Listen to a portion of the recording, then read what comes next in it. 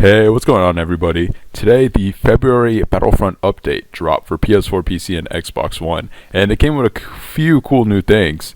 We finally got a new map called Twilight on Hoth that's available for Walker Assault, Supremacy, Turning Point, Blast, Fighter Squadron Drop Zone, and Heroes vs. Villain. But basically everything.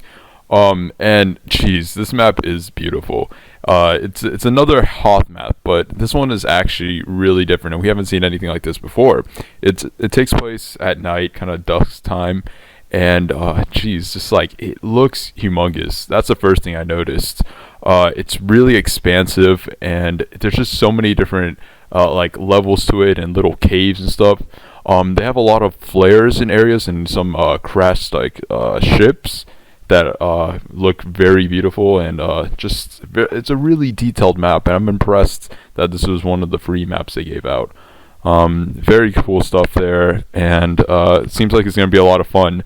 One problem I did notice on the map, even though it did seem huge, and there's a bunch of mountains and everything, I found out that a few areas were actually out of bounds that seemed like they should be, especially where I saw a lot of the Empire spawns, and playing as a rebel, trying to run over to that area, especially where the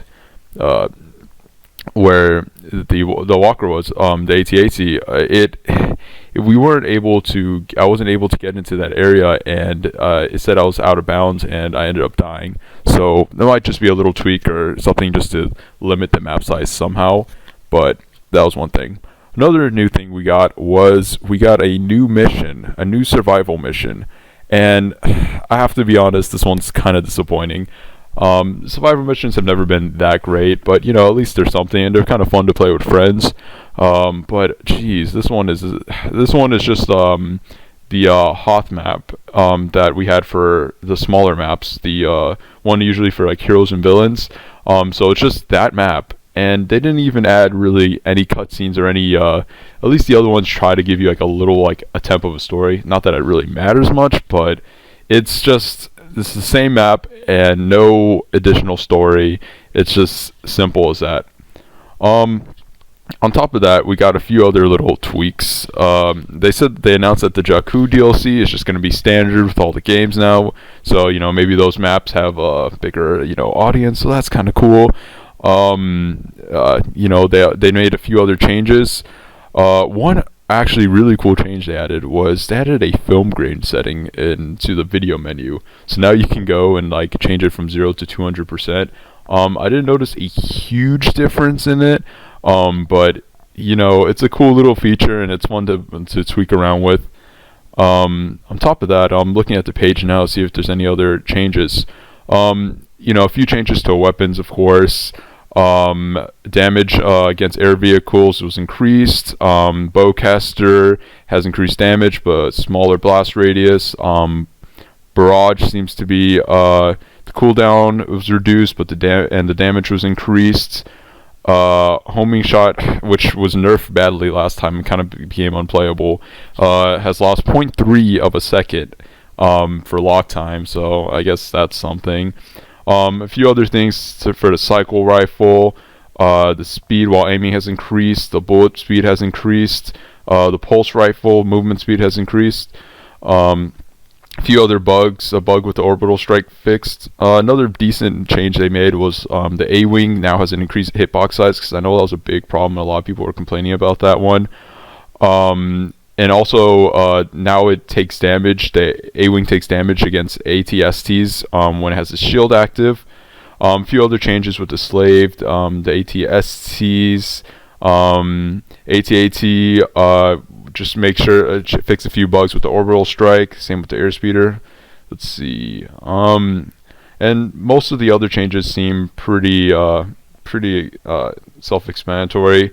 They actually in Walker Assault increased the AT&T health, which is good because it changes by map, but it's all relatively about that 10 to 20%, which is good because I have been noticing a lot that the rebels have been easily taking a lot of those matches. They changed some of the spawns and changed some spawns in different matches. Some of the turret locations, so nothing huge in those realms. In terms of the actual missions, they just changed around some of the spawn issues, some of the charge pickups, just, survival and mission stuff, general stuff. They fixed a bunch of lighting, texture issues, some control issues, especially some PC problems they're having with the Xbox controller. A few trophy changes. For the actual heroes, they just made sure that none of the animations get stuck anymore. Princess Leia now has an Endor outfit, which is really cool. And also they changed Trooper Bane, so now it only knocks out back the primary target and not nearby enemies. Luke Saber Rush increased damage. His swing rate is increased. Han Solo zooming is no longer sometimes displays a gun scope. And Emperor Palpatine's shock troopers, some changes to their weapon damage to match basically the Leia's guards, which you can see there's somewhat of an imbalance there. But overall, like, the biggest update is the Twilight map, and it's a really beautiful one. It's a great map. I like the size. I like the elevation. I think it's going to be more fun than that the Tatooine map we got last month. So I'm really happy about that. Seems like a few new things, and just looking forward to next month's DLC, where we're finally going to see some new heroes, and we're going to get the Jabba the Hutt Palace. So looking forward to that. Thanks for tuning in, guys, and see you next time. It's Baja Irish Rico.